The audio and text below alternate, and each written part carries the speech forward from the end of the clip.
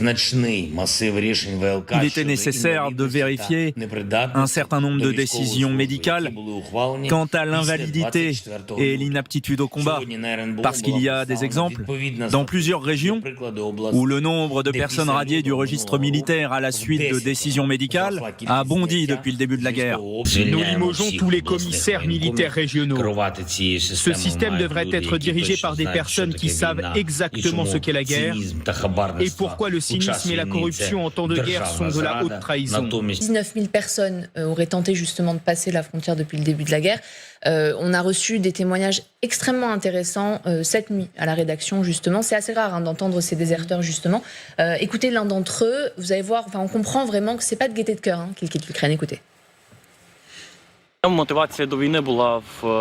Ma motivation pour aller à la guerre était principalement due au fait que je suis un patriote ukrainien. Je voulais me battre pour une Ukraine libre, mais lorsque j'ai vu toutes les situations qui s'y produisaient, j'ai réalisé que j'en avais peur. Je ne pouvais pas supporter le sang psychologiquement. Lorsqu'ils m'ont transporté à l'étranger, c'était dans l'Ouest, que je ne nommerai pas. Nous y sommes allés en voiture. Nous sommes sortis près de la forêt, ils ont soulevé la clôture et j'ai franchi la frontière illégalement. J'ai ensuite marché pendant 2 kilomètres. J'ai été rattrapé par la police, mais j'allais moi-même à sa rencontre. Je savais donc déjà où j'allais. Je suis arrivé en Hongrie. Les gens comme moi se sentent, je ne sais pas, j'ai honte. C'est difficile pour moi et j'ai peur. Tout cela met beaucoup de pression sur une personne. Et les personnes qui se sont battues ont besoin de soutien dans tous les cas. Ivan, qui est maintenant à Dresde, un autre témoignage. Oui, effectivement, d'un homme qui, cette fois, a quitté l'Ukraine avant même ses 18 ans, donc lui, pas dans l'illégalité, puisqu'il l'a fait avant ses 18 ans.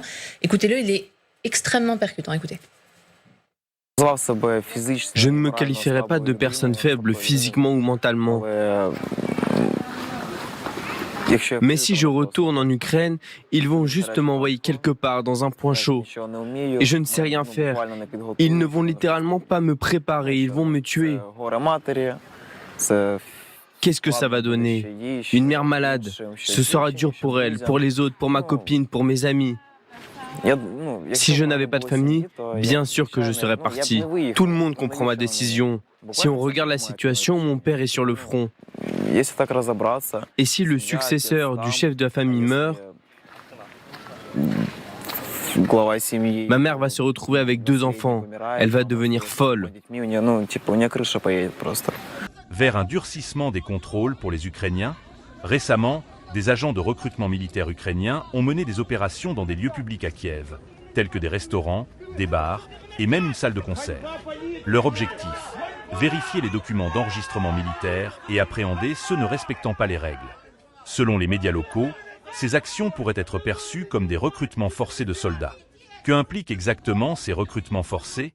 Par exemple, après un concert du groupe de rock hockey Antelzy au Palais des Sports de Kiev, des policiers ont fait irruption pour effectuer des arrestations, comme on peut le voir dans une vidéo diffusée par Vox Populi Media et relayée par Romansk.